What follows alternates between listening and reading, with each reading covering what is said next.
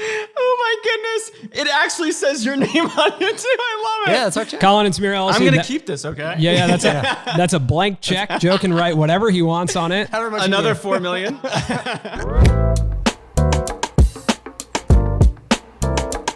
You have to be the first podcast guest to roll up in that car, like that type of car. Now, I'll just paint a picture. I went outside to grab Joe, and he rolls up in this red vintage Mercedes convertible.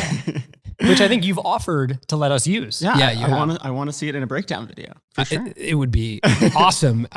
Is this why you raised all the money? Yeah. No, this has been my dream car since I'm 15. There's a fun story around it.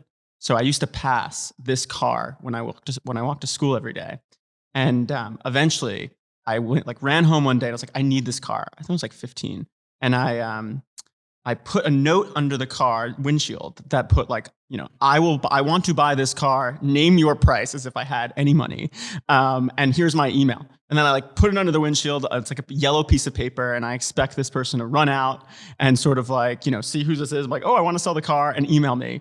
A day goes by, no email. 2 days goes by, no email. On the third day, it's pouring rain. Keep in mind, I'm also walking by it every day on my way to school, and I eventually don't get the car because I sort of settled with I wasn't going to get it. And then all this time goes by. I had looked at them, and then I found one online that was good price, nothing crazy, low mileage, red. And decided to, spin my wheels and go get it. And I've loved it ever since. It's impractical for sure, but it makes me so happy. I mean, you think you're in a Quentin Tarantino movie when you're in it. No, it looks so cool. And a vintage Mercedes is definitely on my list of things to buy. What's funny is when I feel like I've made it, but I actually have no idea when that feeling will kick in. I mean, if you find the right one, you could probably do it now. Yeah, for sure. But I'm saying, there's a feeling of have I made it? Have I not made it? And I think actually a lot of creators go through this because there's this moment where all of a sudden things click and things start happening, but you set a floor for yourself constantly, right? Both from a viewership perspective and a dollars perspective. And then you don't know, you get confused what success means. And obviously running a creator business is it's a moving target because the industry is changing so much and it's a brand new industry. It's not like a legacy industry. So we're all writing the textbook as it's happening. Yeah. Now, your company Stir, which has recently raised a round of funding to the tune of $4 million. On your website, it says everything you need to know about your creator business in one place. So you're kind of working to solve some of the early stages of creator business and some of the confusion around what are we doing? What are we all doing here? Yeah. How do we make this a real thing? Yeah. I have a lot of questions for you. Obviously, we've read the press. But the first question is, how do you pronounce your last name? Albanese. Yeah, it's Sicilian. I'm 100% Sicilian. 100%. Wow. Yeah. Both sides of my family, both from Sicily. So you speak Sicilian Italian? I took it in college and I've forgotten it. But when I go to Italy though, give me the first 2 days and then I can order you anything you want in restaurants and I can get you around any city. Okay. But it takes some pickup. I was an Italian major, so I'm probably somewhat similar. Yeah. I'm not Italian by any means. I just thought it'd be interesting. Maybe we should go to Italy sometime. When we can travel again, I would love to. Yeah. So you've now gotten to the point where you've taken a big bet on the creator world. Raising $4 million is no joke. And I'm curious to get a kind of high level overview of how and why. How did you get here? How do you land on coming up with this idea? And why? Why do you do it? Why do you risk it all for this? Especially for an industry that a lot of people still doubt. I think there are a lot of people who don't fully know everything about the creator industry. Yeah, for sure. And I have a unique experience about that too, because it's not like I started this yesterday. I think even a year ago, there were way more doubters than there are now. For sure. My background is, I'm not a creator per se, but I am a creative. My background's in design. I went to art school, Savannah College of Art and Design. That's how I kind of got started. SCAD. Yeah. Bumblebees, right? Yeah. The bees. Yeah, the bees. Oh, wow. Yeah. So, my mom's an interior designer too. So I've sort of grown up in a creative atmosphere. I just at a young age, and like how I got started was I had this teacher in high school that just like he had a Mac and he had a camera, and we would just film videos and then I would edit them on the Mac, on his Mac, like his personal Mac, and it sort of opened my world up to like more on the software side of creative production. Like I was just like, this is so cool. Like I remember I'd go home and I'd go on my own computer because then my mom got a Mac eventually, and I would just open every menu just to like figure out what the hell does this button do. And that sort of opened my eyes to just creativity in general, and then also software. When I was in SCAD, I built an app with a friend, and that did pretty well. Like from a young age, I think like it was really exciting, and I was like, this is what I want to do for the rest of my career. But I needed to learn. So I joined an early startup and saw that sort of the ups and downs of that. And then I spent 3 years at Facebook working on groups. And what's interesting about me is like, I've always loved creators. I don't even have a Netflix account. I just watch YouTube and Twitch. How do you watch The Office? I've seen some episodes, but this is always tough for me at like dinner parties. Yeah. I don't know like certain quotes or certain scenes. So we may need to end the podcast. Let's wrap this up. Yeah. I think that's it. Yeah. But like, yeah, it's interesting. People don't like when some people talk about certain Netflix shows. I'm like, I haven't seen it yet. Well, okay. I feel like The Office actually, isn't a Netflix show. even if you just watch YouTube, there are enough YouTubers who use clips from The Office. Right. So you could probably have a general idea of what's I know going like certain memes too. Yeah, for sure. But like, there's been something that's always drawn me to the creator. And I think it's like, it's twofold. One is I love the authenticity behind the storytelling. It's like, this is someone that is like brave. I mean, there's this courageous, brave person that's going and showcasing their life to the world, what they think is important. And that just takes courage, right? And I think the second part that I've always loved about it is like, I'm a little bit of an anti-institutionalist, like, like how do we sort of screw the big guy and empower the little guy? And I love that boldness of this, the space. And I've always just been like that. And then there were some times at Facebook where I sort of like understood why there would need to be a need for a company like Stir to exist. And I can talk about that too. Were you a good student? No, I love, you asked Eric this too. I was listening to it while I was catching up. I wasn't. But the thing is like, I've always been someone that had side projects, things that I could take really far, like either side businesses, side hustles, or like random parts of a subject. Like there'd be like certain aspects of history class or science class that I would just go deep on. And my teachers would just be like, this inconsistency is insane. It's like, I don't know, I'm interested in what I'm interested in. And I've always been that way. And I think as I've gotten older, I've learned that's a strength. Like once you start to understand what your strengths are and you lean into them, that becomes pretty powerful. And like, if these are the things that pull passion out of you and you feel pull for, you should lean into them.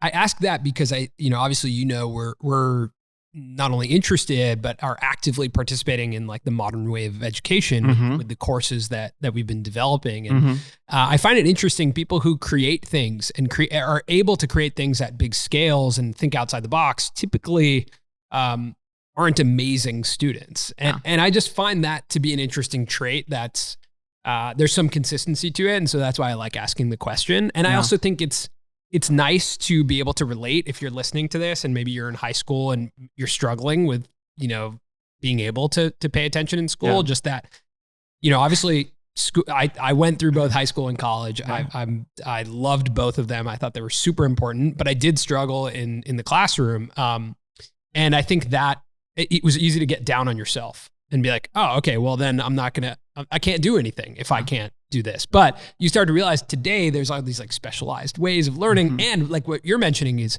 you just got really into the stuff you got into. So you were able to excel so long as you were interested. And a lot of times that is the trait of an entrepreneur. Totally. It sounds like that first experience with creating something, which was the app with your friend, is it was called Feels. Feels? Yeah. Explain to us that experience, because I feel like that's really important. The first time you create something and it spreads a little bit and you get that feeling of having other people sort of share your work, that can be the moment that sort of drives the rest of your career. Totally. Totally. So me and two other friends at SCAD, we the cool thing about art school is, and I don't know if this is like familiar with other colleges, like you get a class and like if you can pitch the professor like, hey, we want to do this weird idea. And it's almost like a brief you prepare, and they accept it or deny it. That's cool. We were like, we want to build an app. And they're like, the class is 12 weeks. Are you going to be able to do it? And we're like, yep, we can do it. And we had to come up with the concept in the first 2 weeks. And we came around, feels was a word back then. This is like 6-7 years ago. And it was like an app that helped you make decisions. So, and it's funny how we came up with this, like we were deciding what to build. And we were like, hey, this is a cool framework for how to decide. So we let you choose between what you wanted to work on or what you were deciding between, and then the options that you were deciding. So like, let's say you're choosing a place to rent.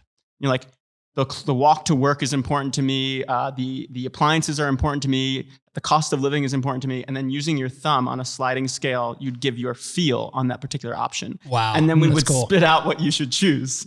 That's really cool. And it was so fun. And we would stay up all night building it. And like, I was paying way more attention to that class than any of the other classes. Right. Like it felt like this is what mattered. And that's organic. That you feel that inside of you. You want to lean into that when it comes. And we launched it, and I remember Apple picked it up. They put it on the front page of like best new apps. I even have a screenshot of it. And then TechCrunch did an article about it. I did an interview. So funny. And I was just hooked. And I learned a lot from that experience. So you know, what happened to Feels? Me and my co-founder me and my co-founders had just like a differing opinion on how to build the business. And like how to make money. It was a paid productivity app. Paid apps are harder to grow. How much did it cost? It was $3.99 to download. Wow. Oh wow! So it wasn't the like typical freemium model. No. We were like, we're going to build quality software. It's going to be experience that you like more artisan you want to pay for. And I think the difference of opinion was, and this opened up some other questions, is like I wanted to make it free. And just be like, how many people can we get on this and learn how people make decisions and then build more products underneath that and more experiences? And my co-founder was like, I want to make it $4 and keep it $4 and like build more of an independent business that operates more on the revenue. And then, time, momentum falls through. I'm in school. He had sort of graduated, and like, it didn't work out. It's always my first love for sure. But it's interesting. That leads to how we think about Stir and why we raised money and the pros and cons that come with that as well is an interesting lesson. Yeah. So two thoughts. One, I think when I grew up, I played music, and I remember the process of like having a little guitar riff in your head and then having it materialize into a song, like a full song, and then recording it and then listening to it back and getting addicted to the feeling of taking an idea from something in your head to reality. Yeah. And that's still what I do with my day to day. Right. Yeah. And I think the first time you experience it, like you were talking about with this app, if you love that process of going from an idea to a tangible thing that people can interact with, like it is so addictive, right? It's the same thing with videos. Like we come up with an idea on this whiteboard and then it's like, okay, let's put the plan in place, comes to life. People love it, comment it, hate it, like whatever. They're interacting with it, and you're putting something out into the world that has impact, and then you start the cycle again. And it's like, it's an amazing process of creativity. And you never know how people are going to, I've just decided like, we're probably going to be wrong, but we can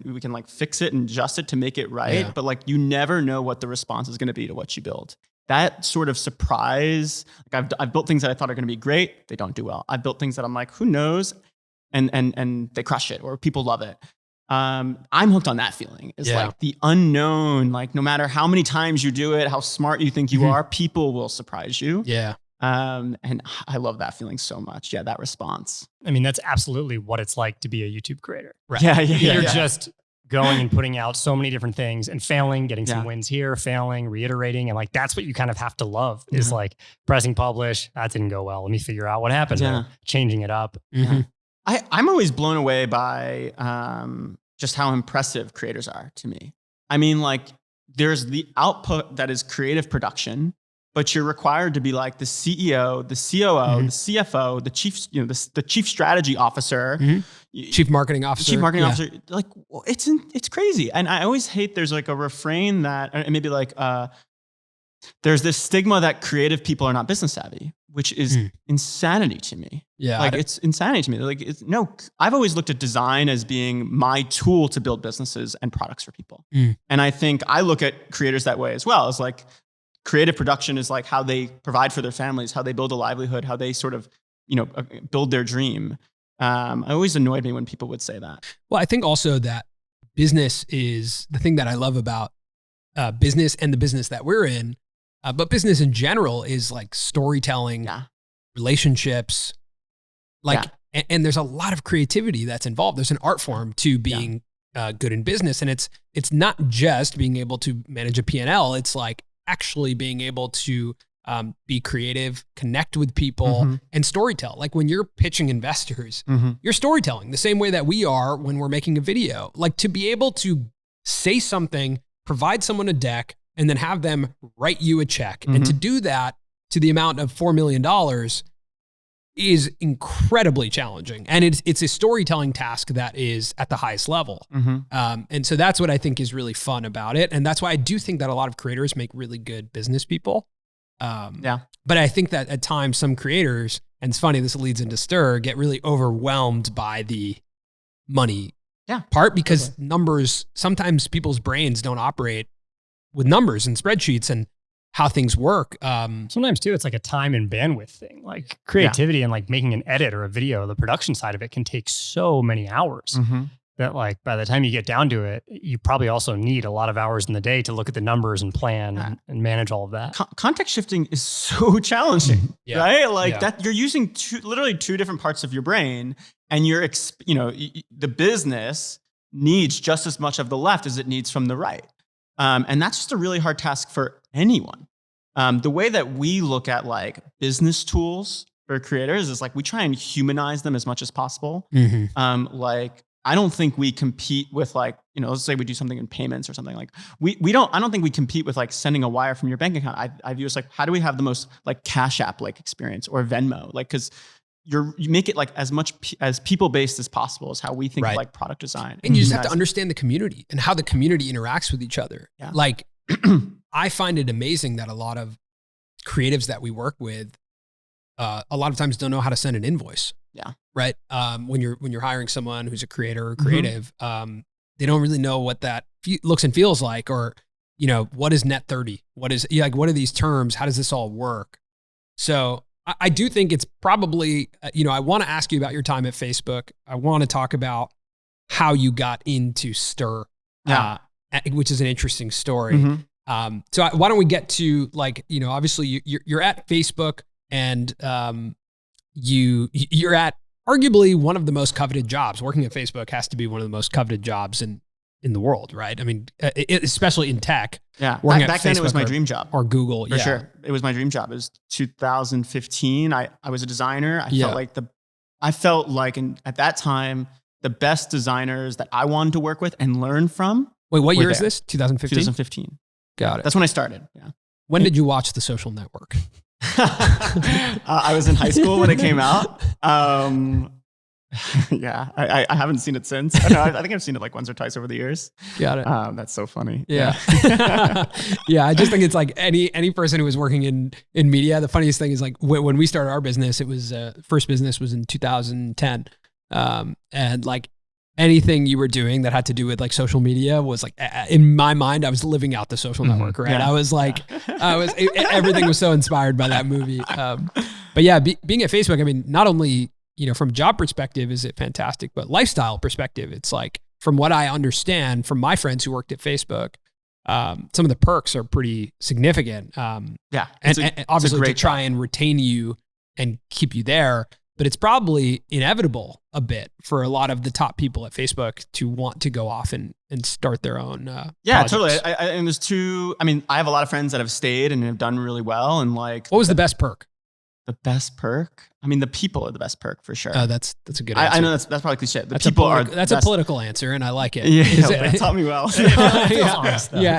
But like, we may have picked like the snacks. Yeah, the food probably, or like. But we were always outside looking in. Like we would get invited to Google or Facebook, and we would just go straight for lunch. I mean, the second we were in the Instagram Facebook office in New York, we were at the soft serve station, and like I got a juice, and we were like, wait, so you get as much as you want? Yeah, I think I had as much as you want. We don't pay you. I had a wheatgrass shot.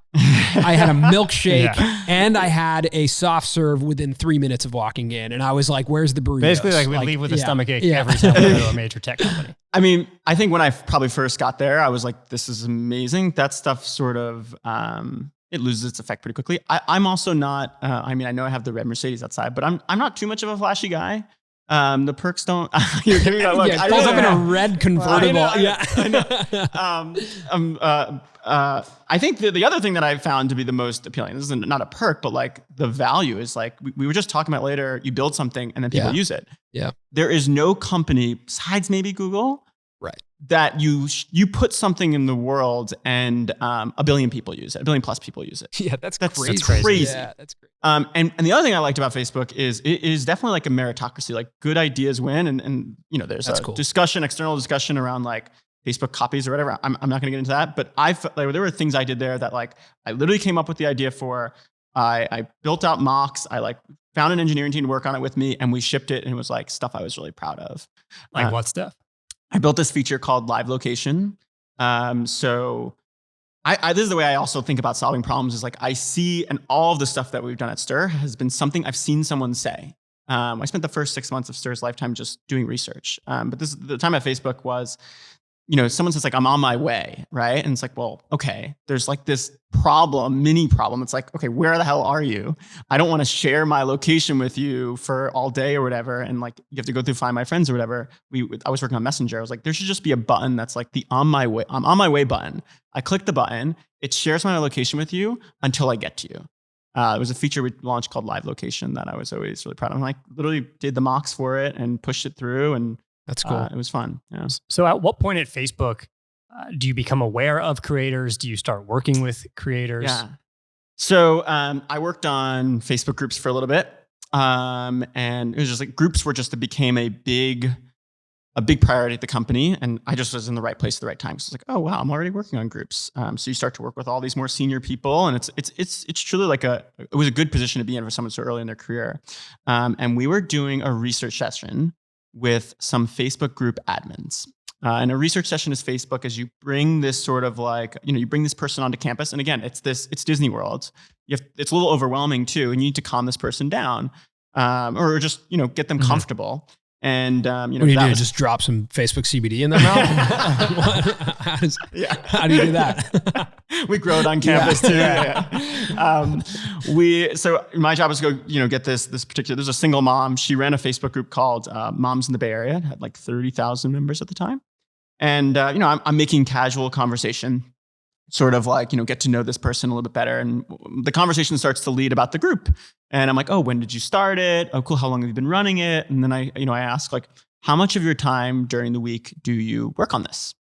And her face just changes in real time. She's like, what do you mean? Like, this is my job. It'd be like me asking you guys, how much in the time of the week do you spend on, you know, Colin and Samir? You'd be like, what? Yeah. It's not a hobby. This is how we provide for our families. This is our livelihood. And she gave me that look. I'm like, wait, explain that. And she's like, I have a thriving Amazon affiliates link business. I do brand deals with local mom and pop shops for moms. I hacked Patreon and I have like a private Facebook group. So if you supply to my Patreon, you go in my private Facebook group. I pay all my moderators through Venmo and I track my cash flow in the Notes app on my iPhone. Two things went through my mind after I said that. Well, the first, my face is now like, holy crap. And the first one was like, this is a business that previously could never exist because like there's a platform that allows any person sort of, you know, build, you know, maintain an audience, build an audience, grow a community, and then a business sort of spurs out of that, right? And the second was like, this is not someone that woke up one day and was like, I'm an entrepreneur, I'm going to start a single moms or a moms group on Facebook. This was a passion and a business was sort of born out of it. And like, she was sort of learning the tools over time. And, you know, it's like more of a passionpreneur than an entrepreneur, but still an entrepreneur in that same light. And I just felt like, you know, this had come out of the box and the world was never shifting, and that all of our tools and how these people built businesses there were going to be a new need. That was 3 years ago or 2 years ago when I was at Facebook. I had the idea. So I had like the seed for Stir, and then it would eventually sort of turn into what it's turned into now. So it's not like, you know, it didn't just spin up. It's been reeling in my head for years. One thing that I love about that story, is that the term creator gets used a lot. And it's a term that you use quite a bit on Stir's website, on the pitch material. And when I think of the term creator, I typically think YouTube creator, Instagram influencer. Yeah. And then podcaster. Yep. But the thing that's amazing is that I actually think that term is pretty all-encompassing of people who are making a living using the internet, like making something on the internet. And really who are leading communities too. Right, yeah. And I think that's why when you first walked in, you were like, well, this is kind of a different episode for you guys. Mm-hmm. But I think the interesting thing is that, in my opinion, even through the stories you're telling, I think people will understand you are also a creator. In some ways, yeah. Right? Yeah. Especially when it comes to your drops. Yeah. With Stir. That to me.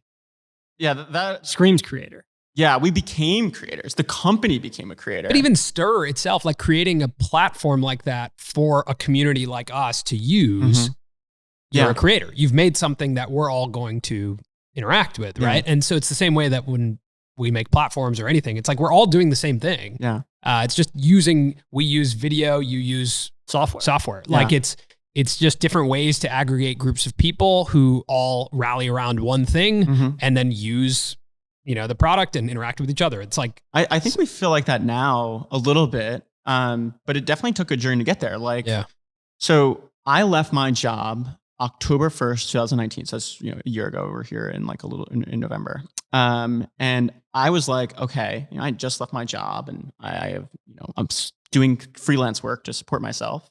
And I'm like, I'm just going to learn as much as humanly possible. I actually read my Q1 2020 plan the other day. Wait a second. You left your job with the plan for Stir or just like jumped? I left my job and said, I'm going to build Stir. Okay. Got it. Yeah. How did, I have a lot of questions for this because when I left my job, I didn't say I'm going to build something. I was just like, I need to leave. I've been working since I was, early 20s. We sold this company. I'm like exhausted. Yeah. I just want to explore my creativity. And my dad was like, what are you doing? Like, this doesn't make any sense. Like, are you sure about this?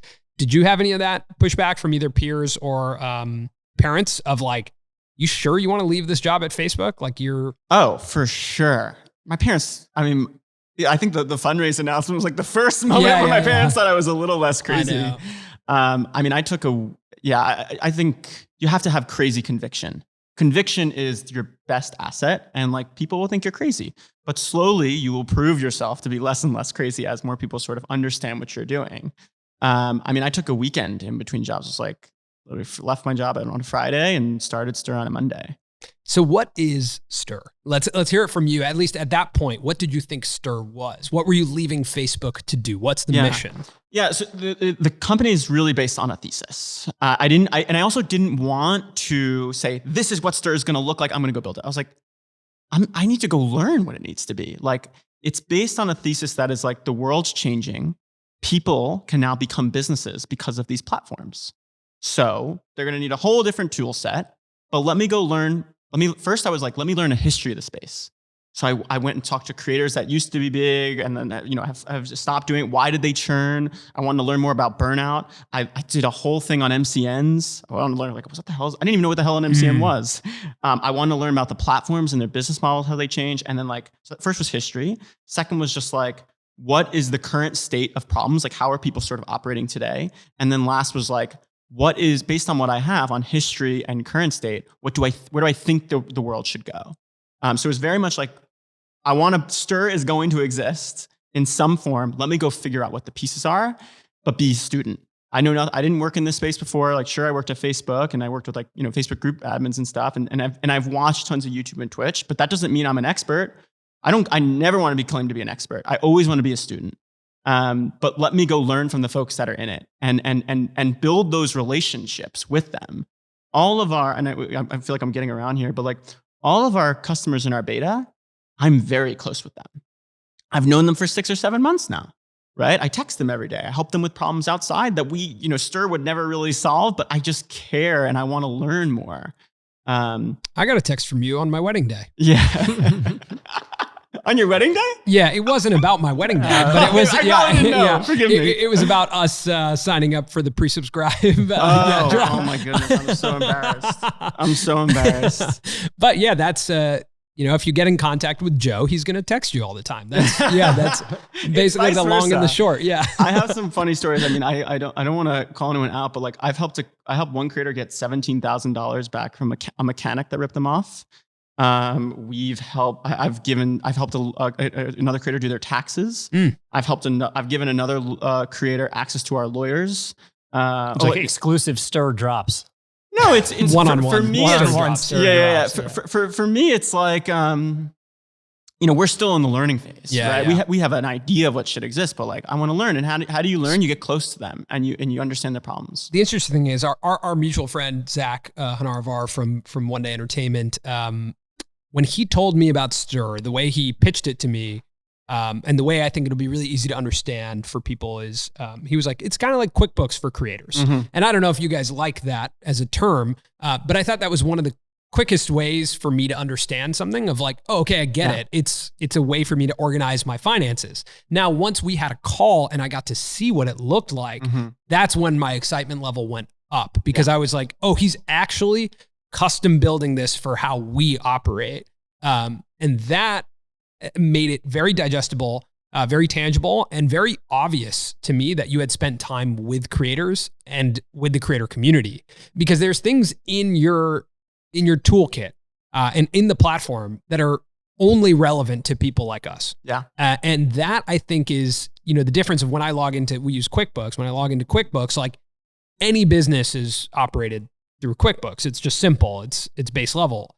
But to be able to log in, see how much money is coming from my YouTube AdSense, my Patreon, when my brand deals are coming in, to be able to split with a manager or a representative, like all the complexities of growing a creator business, which typically get answered by someone picking up the phone and calling us and saying, hey man, how does this work when you work with this brand? How does this, when does YouTube AdSense pay me? How does, like all this stuff gets solved by a simple dashboard. And I think that is, the most dynamic thing that I've seen in the space in a long time, that you're actually building something that's going to allow me to make this my career. We're different because we grew in the space of like 2010, starting a creator business where everything was the Wild West, and we were able to grow and sell a company. Then once we were working within a venture-backed company, actually learn everything about the business of being creators. And actually we call it our MBA when we went to go work there. I like that. And come out and be able to manage a P&L and understand how this business works. But a lot of creators are like 22, making millions, and they're like, I don't know. I've never worked in a professional environment. I don't know how any of this stuff works. So that to me was something that was very evident when I looked at the platform, that you had taken the time to actually understand how our community operates. Yeah. And that's a lot of people, I think, look at the creator community and are like, oh, I get how I can monetize it, but they aren't authentic to the space. And it gets really hard for them to actually create businesses around us, because we are actually a much more niche community than I think people think, even though there's millions of creators. And a lot of times there's so many inconsistencies in our business. Like a lot of creators don't have monthly recurring revenue. Like we can't always predict exactly when things are going to come and when things are going to happen. So that's why like traditional QuickBooks doesn't necessarily work for us. Yeah. I mean, traditional QuickBooks is built for like, the brick and mortar shop, right? It doesn't apply to this. And like there's examples in other, markets or places where a purpose-built tool goes a long way. And it was just like clear, like, okay, there needs to be a purpose-built tool for this community. You're talking about the media, entertainment, and education companies of the future. But you're also talking about the retail companies of the future, right? The e-commerce companies of the future. And so like, how do you actually, like when I explained to people who aren't familiar with the creator community, like typically if they aren't familiar with our community, they'll be like, oh, okay, like you make videos and, you get brand deals. Yeah. But the most sophisticated creators have like 10 different income sources that range from affiliate links, like you mentioned. There's even creators who are exclusively making their money through affiliate links, which is incredibly dynamic. There's people who have, e-commerce or drop shipping arrangements. There's people who have courses like us, like we're now monetizing through selling content direct to consumer. There's obviously Patreon, there's Google AdSense, there's brand deals, and merch. Yeah. I don't know if you said merch. Yeah, but like it's just so it's so incredibly dynamic. And the one feature that I remember I got excited with you about, and I think you get excited with everyone about it, but is the split feature.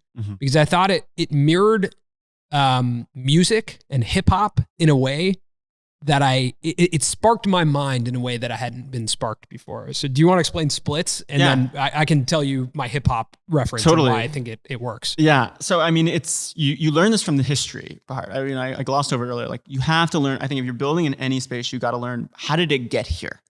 And if you look at the history of like the creator community, working with others is how you grow. You can only go so far alone. You have to work with others. And in different space, in YouTube, it's collabs, right? And I looked at that and I was like, wow, you have to work with others, but like, look at all the things you have to solve that the audience doesn't see, that you need to resolve to work with others. And it was like, do you spin up a C Corp with other people? How do you do payments? Like, who gets the money first? Does it go to this person or that person? How do you have that trust? And it felt like there had to be a better way, because you're probably, this like implicit trust and like, oh, I can work with this person, actually limits the amount of things you can do. If there was a good solution that basically said, hey, we're all seeing the same thing, we're all getting paid at the same time, that felt really valuable. So splits is how we do that. And we can do it in really fascinating ways. Like, so we can split a brand deal, for instance, right? A brand deal comes into an account. We look at it and it goes, 20 to the manager, 80 to the creator, whatever it is. But where it becomes even more exciting is when we have like an integration with the platform. So for YouTube, for existence, for purpose, you can click on a single YouTube video and give a percentage of that AdSense to whoever. We see it with editors, teammates, managers, another creator that helps you work on it. It's fascinating. And basically, like, it does two things. One is it allows for like more people to get involved with creative production. Like, you can now get paid by YouTube without having the YouTube account. That's fascinating. And that's really interesting. I hadn't thought about that. Yeah. And what I'm most passionate about is it lowers the barrier to entry for what it means to be a creator. Like, so much of us have creativity, but starting a podcast, starting a YouTube channel, you got to jump over a huge cliff. And like, sure, we should congratulate all the people that have done it, but I think we should all, what I'm really, Stir's mission is, how do we empower creators and actually let more people make a living off creative work? And that's the power of splits. Cool. Yeah, that I'm really excited It's also about. like an education for certain people, because if you're an editor for another YouTube creator and you're splitting their AdSense revenue through Stir, you now actually have a better idea of like how much money is actually coming in for a YouTube video, or like how the business actually works. Yeah. And we also see another thing too, that's, so there's a lot of like, I pay $200 for this video to be edited or whatever. But when you change the like incentives, where it's like, hey, our upside, like whatever this thing generates, is now uncapped, you're just getting different type of work out of someone, right? It's like, wow, And it could potentially be for an undetermined amount of time. Yeah. Right. So it's like a real asset that you could have if you worked on a certain video and you have a percentage share of the AdSense. Like potentially 5 years later, you're still making money off that video. That's where the hip hop thing comes in. It's royalties on a song, right? It's like, hey, I want to make a video and feature this person. In exchange for you being featured in my video, I'll give you a percentage of my AdSense in perpetuity. Yeah. And there's an automated system that I don't have to actually go in. You remember how we used to run an MCN. Yeah. Do you remember how we used to do our accounting? So the way we used to do this is we had a Google spreadsheet. We would look at every single account that we managed, which was 60 different accounts, and go into we had a CMS through YouTube, content management system, pull the dollar amounts, put them in, then cross-reference with the amount we received from YouTube, confirm that, and then write them checks individually. So the process took us a week to pay people because it was 3 of us sitting in a room. Yeah. If this was automated, it's great. And of course, I don't personally think the MCN model works anymore, but the new model, which is like creative collaboration. Yeah. Can we have 10 people in the same video who now, instead of all 10 of them making the same video for their own channels, they're all incentivized to just promote it on this channel, because then they'll all make money on it, which is not something that happens today. Today, what happens is like 2 creators go on an adventure, both of them make videos for their own channels, both of them upload. Yeah. And that's actually one thing I want to call out, is like, we're pretty sensitive around, is like collaboration culture is traditionally very good natured, right? It's like, I do this and you do that. And that's something we're super sensitive about. We don't want to come in like capitalists and be like, hey, ask for your percentage cut.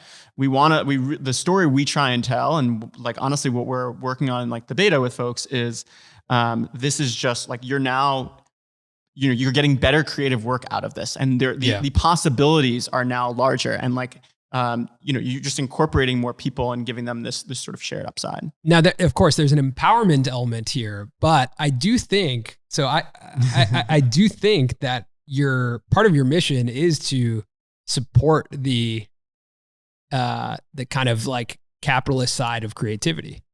I mean, would you argue? I'll let you rebuttal, but I'm just saying, because like you are empowering me. I'm not saying that's a bad thing. I'm not using that term in a bad way. I think creators a lot of times burn out because they lack the capitalist side of creativity. And a lot of like creator groups, I think there is a range. In my mind, I always see it. There's a scale between socialism and capitalism and creativity. Yeah. Right? Yeah. On the socialism side, it's like, hey, let's make stuff. Everyone should enjoy this stuff for free. Yeah. Right? And this happens in tech too. Yeah. And on the other side is like, my creativity is a commodity. I'm here to monetize it. Yeah. And you got to be somewhere in the middle. Yeah. Because otherwise you're not making, if you want to be a working creator, you have to be somewhere in the middle. You have to be. So I just believe that you are supporting the effort to pull people towards the middle if they aren't there yet.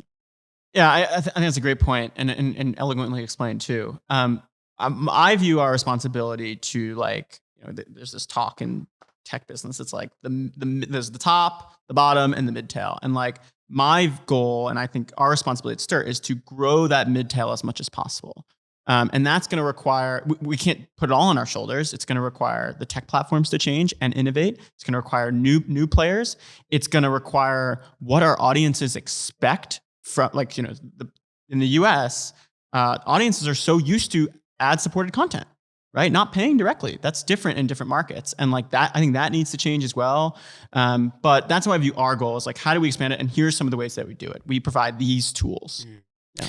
Now, we are midtail. I would say we are a part of the midtail creators, right? We're working creators. I think we've been in this business for 10 years. We've had ups and downs. We've had incredible successes. We've been humbled by the industry.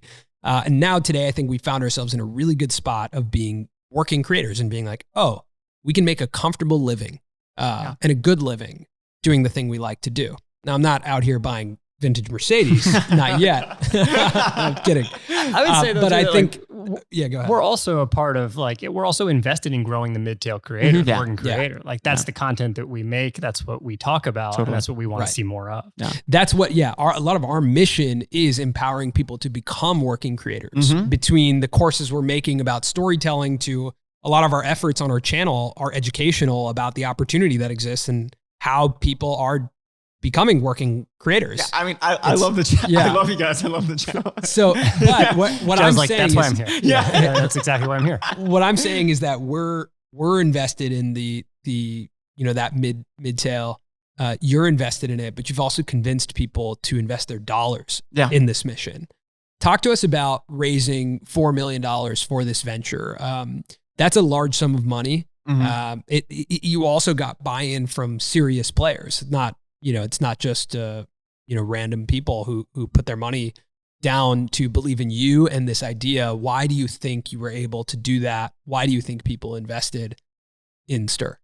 Yeah, I think there's a couple reasons. So there's like the tactically how I think we did it, but more there's like, I think investors, their job, so there's sort of two jobs. One is like their job is literally to deploy capital. Like they need to invest. That's how they do their job. So there's like, they're just doing their job as like one box. But two is to identify where they think, have a viewpoint on where they think the world's going, right? And I think it's not crazy to think that collectively as a society, everyone is reevaluating their relationship to work, their relationship to ownership.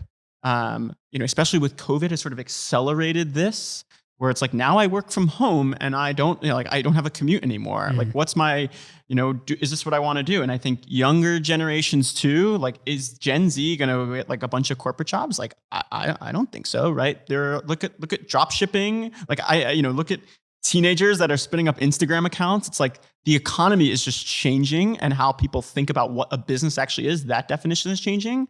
And stir is one take on like, hey, if you have to believe that the world's going this way anyway, and then stir is one sort of shot on goal that like could service that new need. So then tactically is, I think, it's storytelling. It's you gotta basically a good pitch at the seed stage, which we raised a seed round, is like everyone needs to agree on the facts, which is like we think the world is going in this way. If you're convincing someone of that, you're probably pitching the wrong investor. Now, after that, it's like, team, are we the right people to do it? I worked at Facebook. My co-founder worked at a company called Brex. So we were doing finance and sort of software. And then it's like, is this vision aligned with what I think can exist? And we just told that story pretty well. And then we also showed that we can execute. We do drops, we can build software. And I think another thing was like, I just knew the customer so well. Like I spent all that time with creators. Became like an informed student. I wouldn't call myself an expert, but an informed student and could answer specific questions about where I thought the space would go. Did you have an understanding or a comfort level with raising money?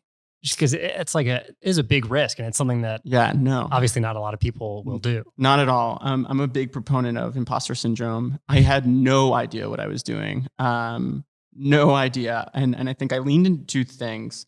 One is I read this quote a while ago that's like, if you're not feeling like an imposter pretty much every day, you're probably not pushing yourself hard enough. Like just growth is new.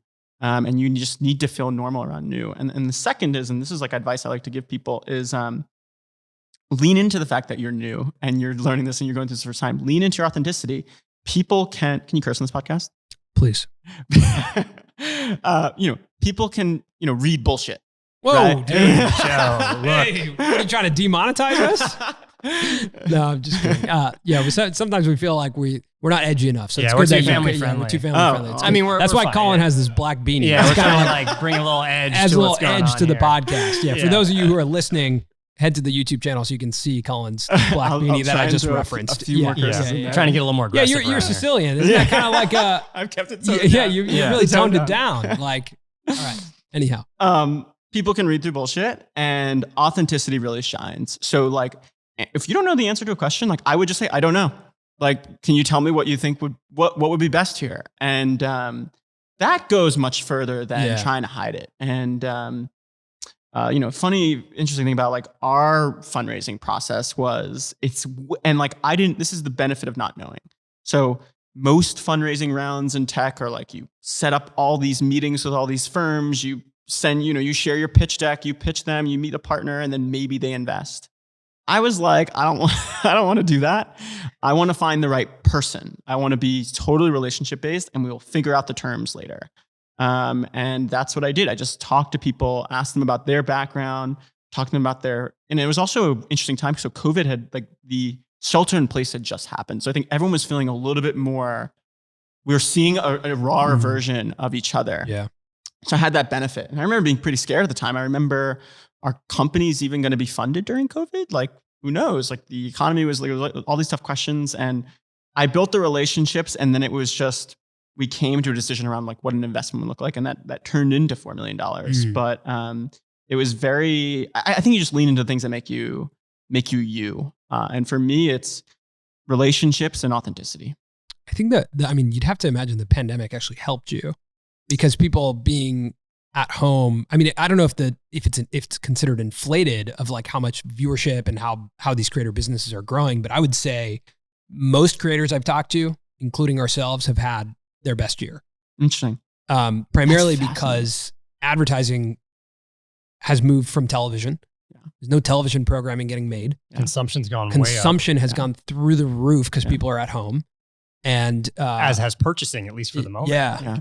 And even in Q4, like Q2, when the pandemic hit, I think advertisers pulled their budgets and were like, whoa, what's going to happen this year? Yeah. But then once they saw the trends, it's like, now you're getting into Q3, Q4, where they have more budget and creators are able to capitalize in this moment, right? Yeah. And so I'd imagine that your thesis is getting proven, because I even think I've seen content around people who have spun up blogs during COVID or Instagram accounts or TikTok accounts. I mean, think about how many TikTok creators all of a sudden have a career because of this year, right? And so, we're in this weird industry where, unfortunately a lot of industries have been hit hard by this, but we've been hit in a different way where it's like, whoa, okay, now it's, I also think this year has been where, over the past decade of working on YouTube, this is the first year I felt like there's a proper professional industry around, or the start of that, where there's people like you who are raising money against the bet that this industry, to raise $4 million, right? The type of investors who are putting their money down, they're anticipating a pretty big event, or for you to build a relatively big company out of this, which means you're anticipating that our industry is going to grow significantly over the next 10 years. Yeah. So your investors, us too, everyone here, we're all placing a bet on this industry. And it's a bet that we placed 10 years ago. That we were like, I think this will turn into something. So far, it's panned out. It did. It was actually really unexpected. Or, a lot of people told me 10 years ago, like, this is a pretty bad idea to commit your life to making a YouTube channel. Like, that's a hobby. That's not a business. And here we are today. And I think that we're all placing this collective bet. It almost still feels like it's something that we're all in on. That, like, one of my favorite things is to have the conversation with someone who's a non-believer. I don't meet many non-believers anymore, but a year ago, I met them all the time. That was the majority of when we first started our first company. I didn't meet any believers. I didn't meet any believers. There was no believers who were like, that's a good idea. Forget that it was YouTube. We were making a YouTube channel about lacrosse. Like, the amount of believers was like a zero. cooking channel. There was zero believers. There was nothing that looked similar to it. So I just think it's amazing to place that bet. And I think it's interesting when you're seeing these numbers now, it's like these types of bets weren't getting placed before. Yeah.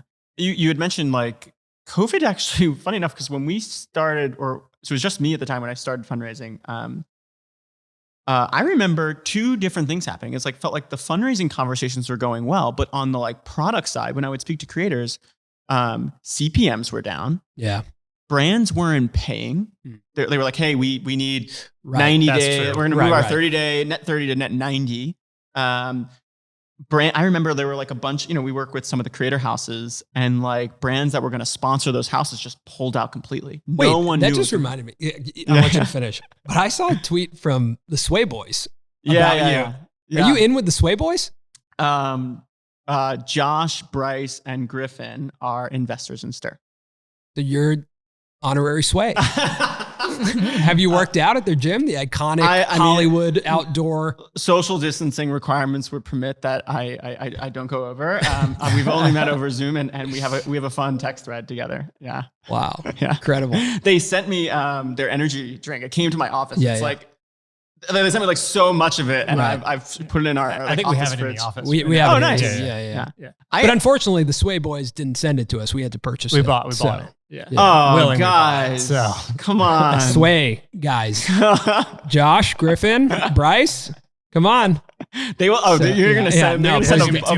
Too much. Yeah. No, we haven't even tried it yet. So, yeah. They've been great. They've been, I love working with creators. So one thing that was really important was, so we have traditional tech money on the cap table. It's invest in the company, but it was important that we have a strong creator like voice on the cap table. So we have like Jack from Patreon as an investor. We have Casey. We have the Sway guys. We're actively always looking to seek more. I think I want more diverse and better representation on there. It's just you still have to pitch and you have to get in front of these folks, and sometimes that's hard. But give us the pitch. Give you the pitch. Of the Stir pitch. Yeah, here we are. Haven't I been doing it over the whole podcast? Yeah, but here we are, two diverse creators. We're in an elevator. Yeah. We haven't invested. You have 30 seconds. I say to you, okay, do I know your creators before I pitch you?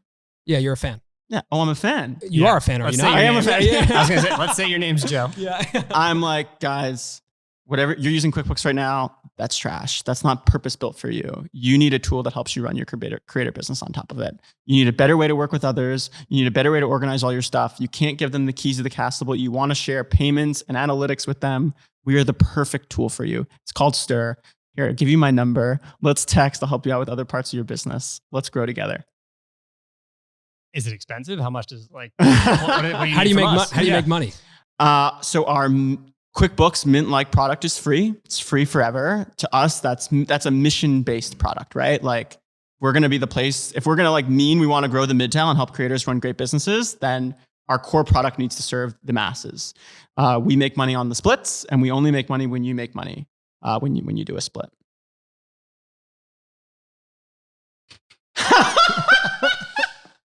Oh my goodness. It actually says your name on it too. I love it. Yeah, that's our check. Colin and Samir LLC. I'm going to keep this, okay? Yeah, that's a blank check. Joe can write whatever he wants on it. However much another $4 million. However much you want. Again, we've had a great year, so take that into consideration. Write whatever you want. We're in. This is great. Oh my goodness. Let's put a little rip in it. I'm going to frame it. No, but for real, I think so first and foremost, I've seen the product. I've messed around with it. I think it's great.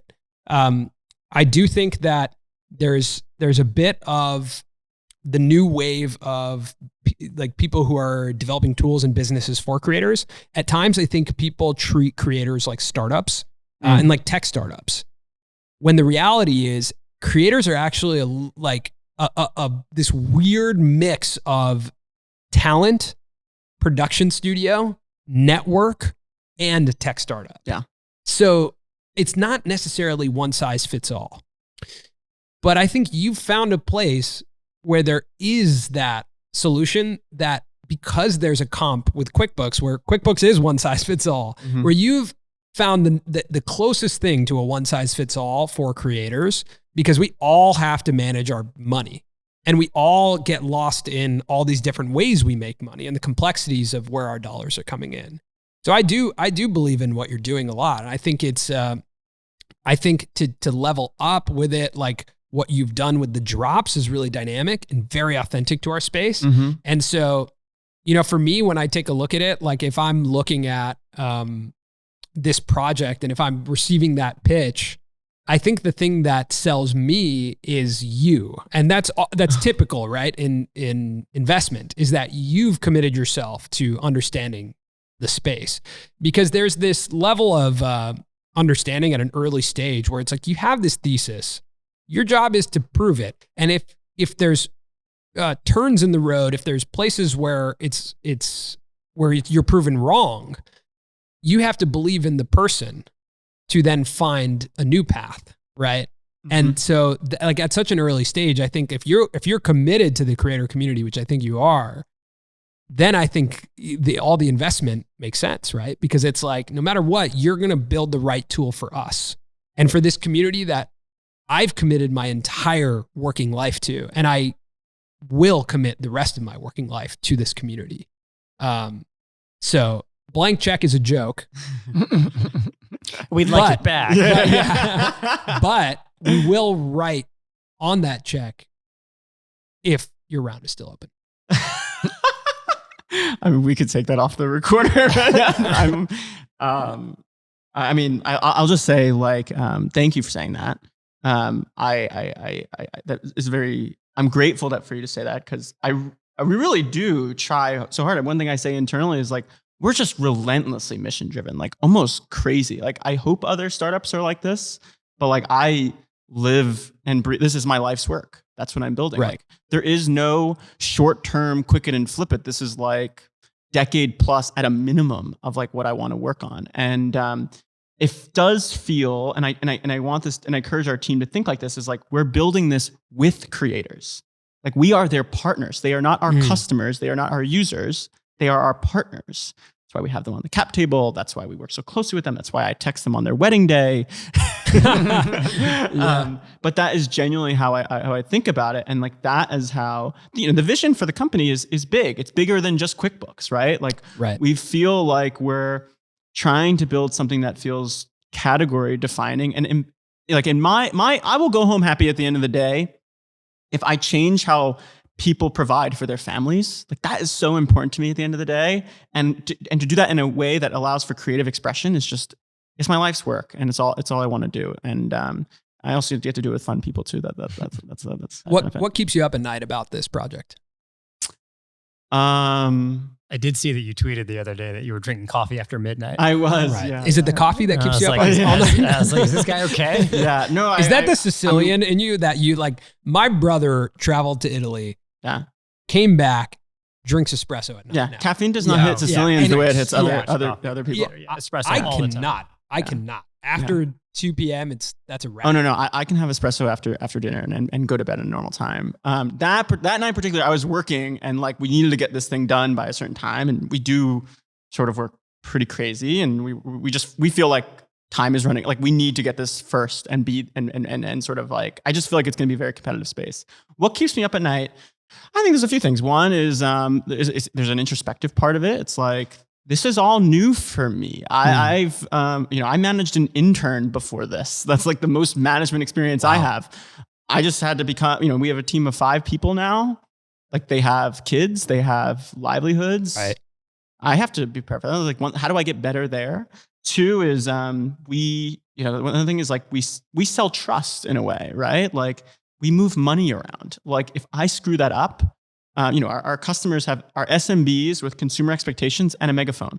It's like the margins for us to screw up is so small, and I think about that. I think about my own health, like making sure I'm healthy and I can do the right job. That's another thing. But the thing that doesn't really stress me out is like, and this goes back to the conviction from earlier, is like there is not a doubt in my mind that this is not the future.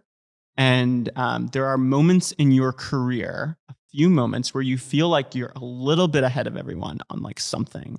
And I really feel like that. I feel like we have, and that's an opportunity, right? You have to be grateful for that, but you also have to like do your best job. And I think that I have just so much conviction. It's like crazy conviction that like this is where the world's going. And I'm grateful to be in that opportunity to work on it. I feel like we share that conviction. Totally. Yeah. But how do you contextualize that to someone who maybe doesn't understand? I think what's interesting, like how do you show the growth of the creator industry?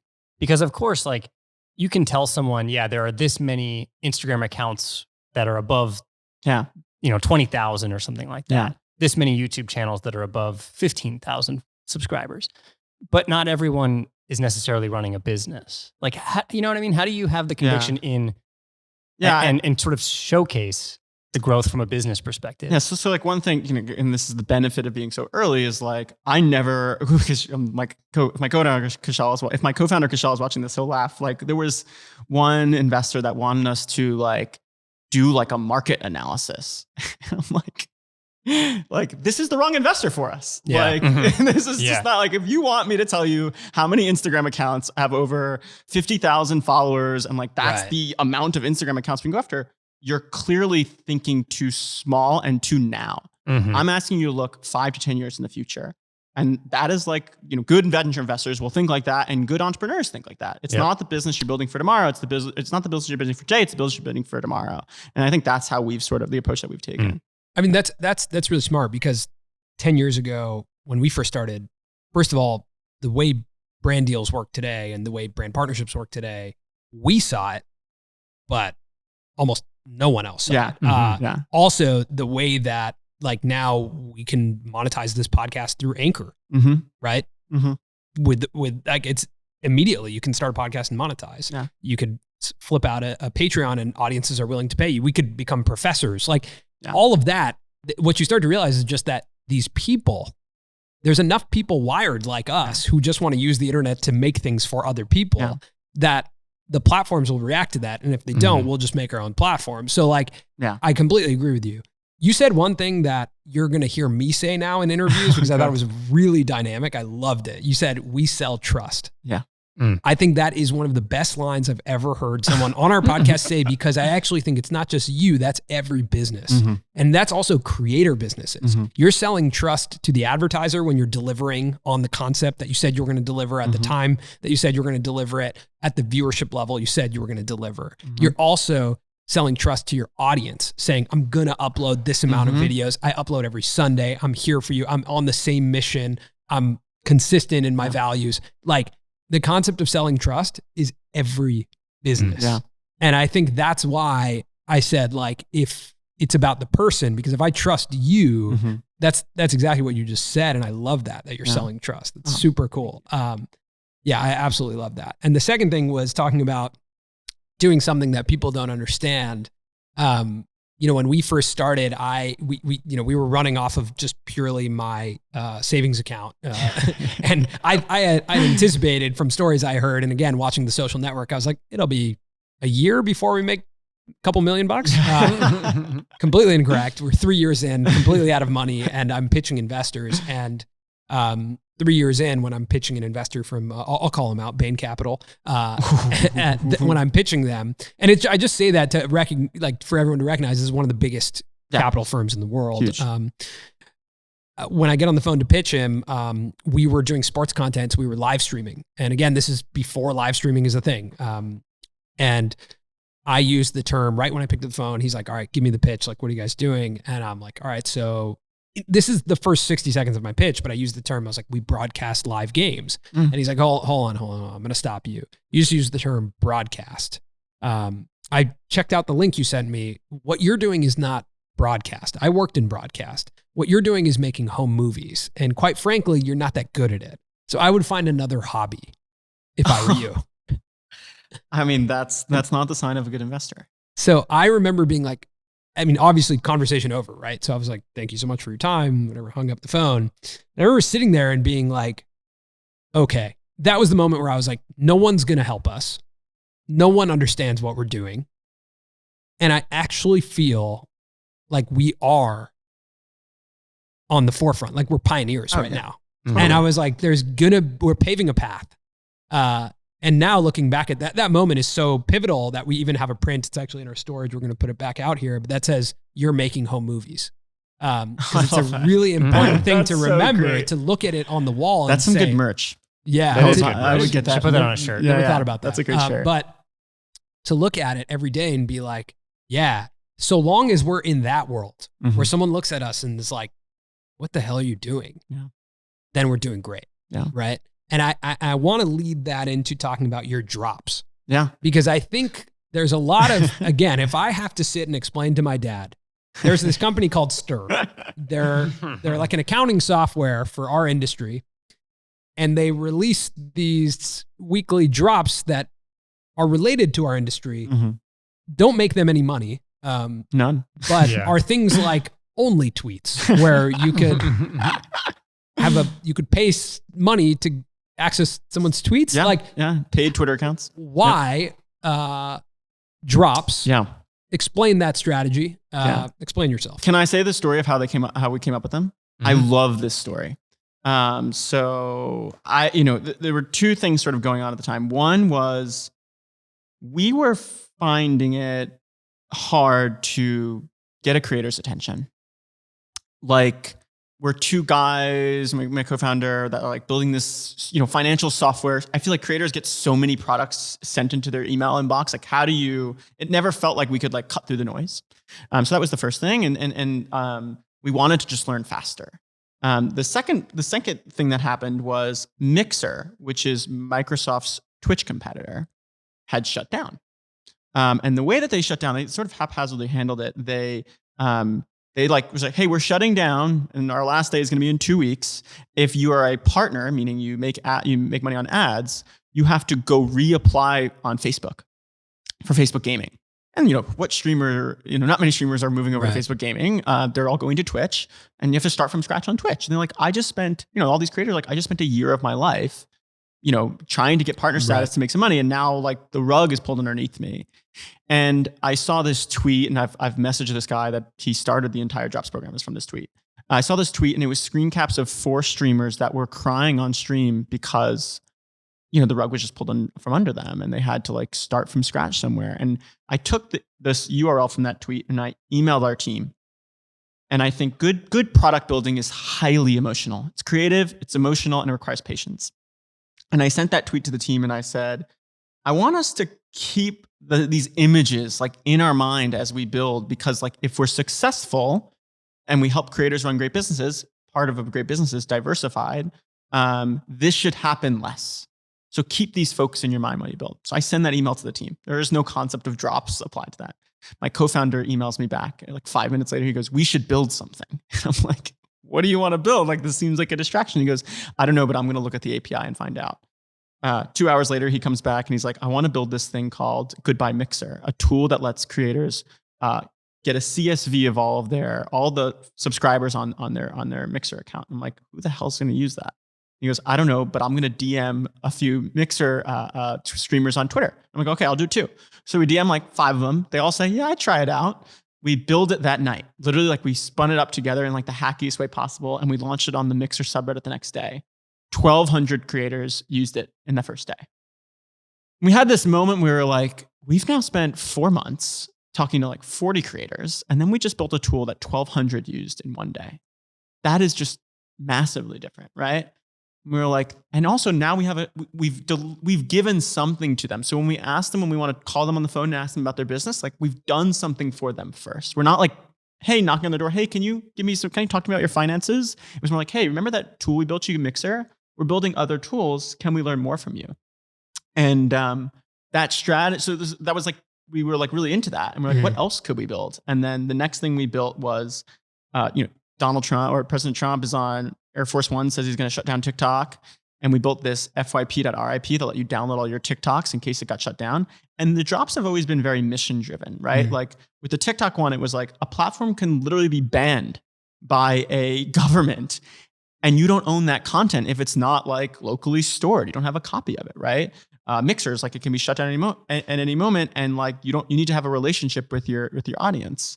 So we kind of like it turned into a drop strategy. Like our skill set is we can build software, and this space needs these tools. Like creators need these things, and the platforms aren't going to build it. So we're not just going to sit idly by and let others do it. We'll just do it. And that matured into a drop strategy, and we've done 2 more like pre-subscribe and only tweets, and we have 2 more planned between now and the end of the year, which are really exciting. I don't want to spoil them, but yeah, they're a key part of our strategy, and we love doing them. I feel like the drops program also gains trust with creators in that I'm now identifying Stir and you as a creator, because you're also being brave, you're also being courageous by putting these things out that, they were put together pretty quickly. They solve a problem. Yeah. It's really like a content play as well. It's not a video, but it's your version of a content play, like a video. So it is, in my mind, it was like, oh, okay, this is Stir you're becoming Joe from Stir the same way that, Ian is Ian from SeatGeek in a way, right? Like you started to become a character because I saw you popping up on Twitter through these drops. Yeah. And like the drops really were an opportunity for your company, I think, to sort of get into the creator space on a creator level digitally, not by making, calls or having meetings. The other thing we talked about trust earlier. I always care deeply about who tells you about Stir. I don't want it to be me. I'm really comfortable not being me. I also don't want it to be an ad. I want it to be a friend, another creator, a manager, or a job. Like something that gives you value first before we ever tell you about the company behind it. That to me is like so important. How you encounter this financial software, this accounting software, which is relatively boring. It's not like the thing everyone wants to talk about all the time, but we all need it. It matters to me how you encounter that for the first time, and drops and people and trust is like the way we do it. I love that. Yeah. Well, oh man, said the same thing. I hate when we say the same thing at the same time. I do love that. That's great. I do think, Joe, you've totally, I was sold on Stir before, but I'm definitely more sold today, as you can see. Yeah, gave you a blank check. But yeah, I mean, where last question for you is kind of like what do you think the next big creator business is going to be? Like, what's the $1 billion business in creators? Yeah, I mean, I'm a little biased here because we built it. But this concept of splits and collectives is really exciting to me. It's new. It's very new, but the idea of building these sort of networked media companies where we can like the back office is all just solved and we can like build new types of content with each other is really exciting to me. It's very much based off the Barstool model where like Dave is the creator. He finds other creatives. He uses his platform to help them get successful and then, takes a cut from that. Right. I view this like this world where we build these like networked people businesses that sell creativity is just incredibly powerful to me. We have a lot of work to do. Like there's an education gap to solve, right? There's institutions that are like this is the way we do business. So we have to go up against those. And we also have to win the hearts and minds of creators. And this was tons of work to do, but that is what I'm most excited about because the possibilities feel endless. Yeah. It's not like what worries me about the creator economy is like, I don't know if you guys know, like the substackification of like the Times. Like one reporter leaves the New York Times and starts a Substack. Like we just won't be here forever, right? Like Stir should not exist because like that'll just move too slow. I want to empower the person that we don't know the name of that like wants to, provide themselves with creativity or provide for themselves via creativity. That's what matters to me. And I think you could do that together. Yeah, and that's what we're trying to do. I think you could empower, like in my opinion, I think the biggest creator opportunity is creating like a consumer brand that multiple creators are involved in. Yes. Right. Exactly. Where it's like, I truly believe you could see like the next Nike come out of creators where it's not merch, but it's a brand, a lifestyle brand that's supported by an aggregate social reach of 100 million. Yeah. Right. And so you have like an immediate velocity into the market and it starts showing up everywhere in the world and stands for something. And all these people, like imagine if it's like, Colin and Samir, we might not be making our own apparel, but we're actually partnered into this big creator apparel company that has 100 creators partnered into it. And we wear it and we, whatever it is, it could be 30 creators. But I think that those types of things is what we're going to start to see where we band together more to create companies that are really dynamic. Because if we're all advertising for the same companies. Yeah. And if we are moving the needle for those companies, we could actually create that company ourselves. Yeah. And how could a brand compete with that? No, you can't. You cannot compete with that. Yeah. So it's just like, that's why I'm so convicted that Stir is like the tools that the world needs are Stir is trying to provide. Cause like, you just need to make it easier for these people to work together. And then the brands are just not going to be able to run with that. It's fascinating. And this is the democratization of reach. Yeah. You've now leveled the playing field. And now you need to give the individual a little bit more bump because they don't have the wallets and the organization. And now we're trying to do some of that. But that's what I'm most excited about. And it just feels like what the definition of a business is just changing in front of our eyes. I used to get surprised when I would hear, I remember my friend, he runs a company and he bought an Instagram account from a 16-year-old girl. It had like 50,000 followers. Yeah. And like these are the things that are tough to explain. It's tough to explain. But that stuff used to surprise me, and now it doesn't at all. Yeah, it doesn't at all. And I'm like, I love it because I'm like, this is clearly where the world's going. I'll end with a Jay-Z quote, as most things end. But when I was a kid, I remember hearing this one line, and I was like, that's what I want to do. And I remember telling my friend, and he was like, that's the dumbest thing I've ever heard. And it was Jay-Z says, I'm not a businessman, I'm a businessman. Yeah. Let me do my business, damn. And he's like, it's actually what the world has moved towards now. Everyone is their own business. Yeah. And that's the problem you're solving is how do you do that? So thank you, Joe, for joining us. Yeah. Thank you guys for having me. And in the outro of this podcast, you'll find out if Joe actually accepted our offer to invest or not, and what that ended up looking like. Maybe we just traded him for his Mercedes, but I want to get back to the Mercedes. How long are you in town? Do we get to use it? I'm moving to LA on Saturday. Oh, great. So there'll be ample opportunities. Ample opportunities. Yeah. Okay. You're leaving in our parking lot. Give me the keys. All right, Joe. Thanks so much for joining us. You guys can check out Stir. You can check out Joe on Twitter. Yeah. We'll put his handle in the description, and then go to usestir.com. That's USESTIR.com to check out what he's building with Stir. Yeah. And check out his drops. He's got 2 additional drops happening before the end of the year. If you want to read about Joe, we'll put those in the description as well. And thanks for joining. Thank you guys. So great to be here. Yeah. Cool.